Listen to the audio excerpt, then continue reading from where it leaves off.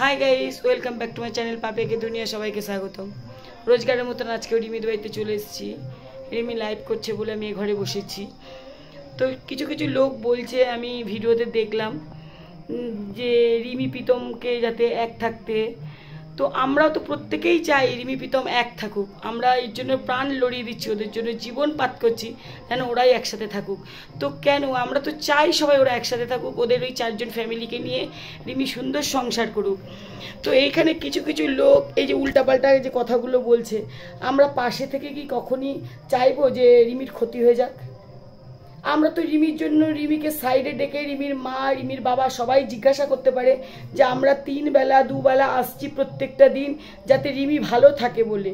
রিমির কষ্ট আমরা চাই না, আর আমরা দেখতে চাই না। অনেক যুদ্ধ করে মেয়েটা এখানে এসছে, তো মেয়েটা যেন সুন্দরভাবে সংসারটা ফিরে পায় আর সংসারটা করুক। আমরা প্রীতমকে দিন রাত বোঝাচ্ছি, আর যারা বলছে প্রীতম সত্যি এখন রিমিকে ভালোবাসে, আমরা চোখের সামনে দেখতে পাচ্ছি যে রিমিকে ভালোবাসছে। আমরা প্রত্যেক দিন জিজ্ঞাসা করি রিমিকে যে রিমি প্রীতম আগের থেকে কি উন্নতি হয়েছে? বললো হ্যাঁ মাসিমণি, অনেকটাই উন্নতি হয়েছে।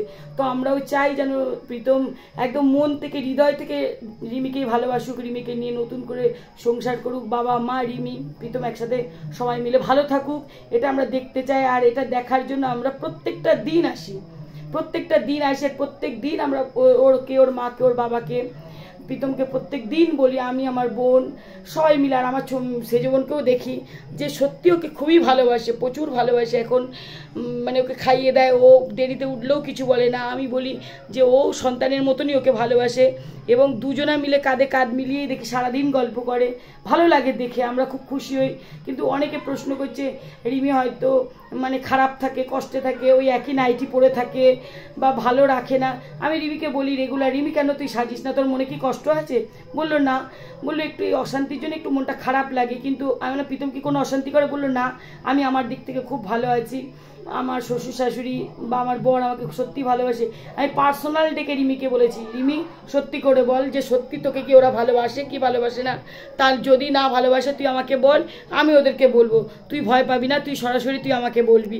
আমি এমনভাবে ওকে বলি, মানে আমি বলি, আমার ছোটো বোন বলি, সাইডে ডেকে পার্সোনাল ওকে জিজ্ঞাসা করি যে লোকের ভিডিওগুলো দেখে সত্যি আমার মনে হচ্ছে যে ওরা খারাপ আছে বলে আমি প্রত্যেক দিন আসি। কিন্তু এসে আমি প্রতিনিয়ত ওর পেছনে একদম জোকের মতো লেগে আছি যাতে ও ভালোভাবে সংসার করতে পারে, ভালো থাকে। কিছু কিছু লোক বাজে বাজে কমেন্ট করে বাজে বাজে কথা বলছে, আমি জানি না এরা কারা। এরা মানে সত্যিই কি মানুষ যে সাপের গালেও চুমু খাচ্ছে, ব্যাঙের গালেও চুমু খাচ্ছে? যে কিছু লোক দিশানির হয়ে বলছে, দিশানির এখানে নামটা আসে কি করে? দিশানি চলে গেছে, এখানে রিমি এসছে, রিমি ওর স্ত্রী, রিমিকে নিয়েও ভালো রয়েছে, এখানে দিশানির নাম কেন আসে?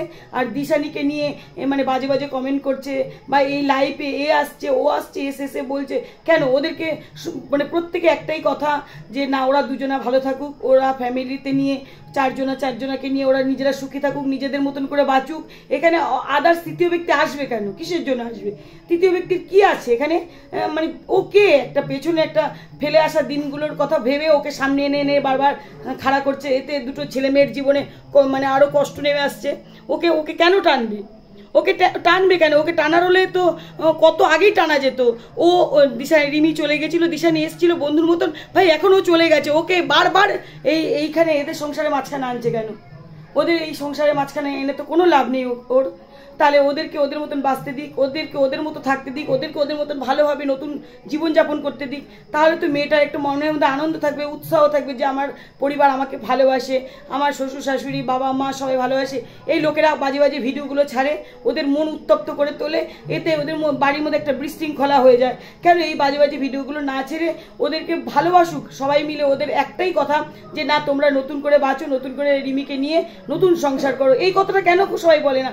কারণ বারবার ওই দিশানিকে টানছে, দিশানির ফ্যামিলিকে টানছে। এখানে দিশানির ফ্যামিলি আসে কি করে? দিশানির কথাই বা ইয়ের মা শুনবে কেন? রিমির মা, রিমি আজকে বলছিল আমাকে যে মাসিমণি ওই দিশানির মা ইয়েকে ফোন করে, এই কথাগুলো কেন আসবে? হ্যাঁ, রিমির মায়ের কি একটু হুঁশ হয় না যে না, আমার মেয়েটা ভালো থাকুক, আমরা সবাই মিলে চাই, জোর দিয়ে বলবো যে আমার মেয়ে ভালো থাকুক। এখানে দিশানির মায়ের সাথে কথা কিসের? দিশানি ওনার মায়ের কি আপন লোক? দিশানির মা, ওনার মেয়েটা আপন না দিশানির মা আপন? তা দিশানির মায়ের সাথে কথাবার্তা হচ্ছে ওদের। আর প্রত্যেকে বাজে বাজে কমেন্টগুলো করছে, এগুলো কি ভালো লাগছে? আর প্রত্যেকে সবাই এসে হুমকানি একটা দিচ্ছে, হুমকানি দিতে যাবে কিসের জন্য? আরে সবাই কি চায় না যে মেয়েটা জামাইটা মিলে একসাথে সংসার করুক, ওরা সুখে থাকুক? এই কথাটা তো একবারও কেউ বলছে না, সবাই সেই হুমকানির কথাগুলো বলছে। এইগুলো কেন? আমি তো প্রত্যেক দিন রিমিকে জিজ্ঞেস করি, রিমি তোকে কি কেউ টর্চার করছে? সত্যি করে তুই আমাকে বল। ও তো বলে না মাসিমণি আমি সত্যি ভালো আছি। ও আমার সামনে ওর মাকে কতবার ফোন করলো, ওর মা ফোনটা ধরলো না। কেন ফোনটা ধরলো না? ওর মাই তো সেদিনকে এসে আমার সামনে দিয়ে গেল, দিয়ে বললো না আমরা সবাই একসাথে থাকতে চাই, আমরা ভালো থাকতে চাই। তাহলে আজকে কেন দিশানির মায়ের সাথে হাত মেলাচ্ছে বা আরো কারোর সাথে হাত মেলাচ্ছে? কেন এইগুলো করছে কেন? হ্যাঁ, তাহলে এইগুলো উনি তখন এসে বললো আমার স্বামীর সাথে অশান্তি হয়েছে এই নিয়ে, তাহলে এই কথাগুলো বললো। তাহলে আজকে কেন আবার এমন করছে? উনি মা হয়ে চায় না ওনার মেয়েটা সংসার করুক? আমার খুব খারাপ লাগছে যে আমি চাই মেয়েটা সংসার করুক, বারবার বলছি মেয়েটা সংসার করুক। মেয়েটা সংসারের জন্য আমরা উঠে পড়ে লেগেছি, আমরা ফ্যামিলিরা চাইছি মেয়েটা প্রীতমের সাথে সংসার করুক, আর যেন কোথাও না যায়, এখানে যেন জোকের মতো থাকে। আর কেন ওকে চাকরানির মতন রাখবে, কেন ওকে ওইরকম রাখবে? আমি তো দেখি না। আমি ওকে বলেছি রেগুলার তুই সেজে থাকবি, রেগুলার নিত্য নতুন পোশাক পরে সেজে থাকবি, যা আছে পোশাক। আর ওরা তো 3-4টে নাইটি নতুন নতুন এনে দিয়েছে, 7 দিন হয়েছে দেখলাম 3-4টে নাইটি এনে দিয়েছে আমাদের সামনেই। তো আমি তো চাই যে আমরা তো রেগুলার পাশে আছি, আর আমরা রেগুলার এসে বলবো যাতে ও ভালোভাবে থাকে। তো আর আমি তোমাদের কিছু বললাম না, এই লাইভগুলো দেখে আমার খারাপ লাগছিল বলে এই ভিডিওগুলো করেছি। এবং আরও আমি এই তো দেখেছি নতুন নতুন জামা প্যান্টও দেখেছি, ও এনে রেখেছে। আমি এসছি পরে ওই যে পয়লা মাসে আধুনিকা থেকে কত রকমের চুড়িদারগুলো এনেছে, আমি তোমাদের দেখাচ্ছি। এই দেখো এই দামি দামি চুড়িদারও এনে দিয়েছে 2-3টে করে। এইগুলো আমি ওকে রেগুলার বলি রিমি তুই কেন পড়ছিস না? বললো মাসিমণি আমার মনটা একটু এমনি খারাপ ছিল, তো এখন আমার ঠিক আছে, শরীর আমি মেন্সের প্রবলেম ছিল বলে আসিনি, পড়িনি, সেই জন্য আমার খুব খারাপ লেগেছে এইগুলো বলেছে। আরে আমরাও তো মেয়ে, আমরা চাই যে একটা মেয়ে সংসার করুক, বারবার তোমাদের বলছি যে একটা মেয়ে সংসার করুক, আর সেটা জাস্ট রিমি, তাছাড়া আর কেউ না। আর আমরা রিমির সাথেই রয়েছি, রিমির পাশেই থাকবো।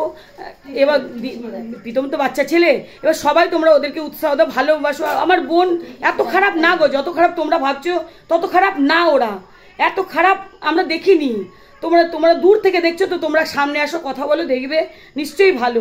আর কেন একটা পাথর গলে যায় ভালোবাসা দিয়ে? আর রিমি পারবে না এটা, যদি ভালোবাসা দিয়ে সব কিছু ফেরত দিতে? তো আর কিছু বললাম না।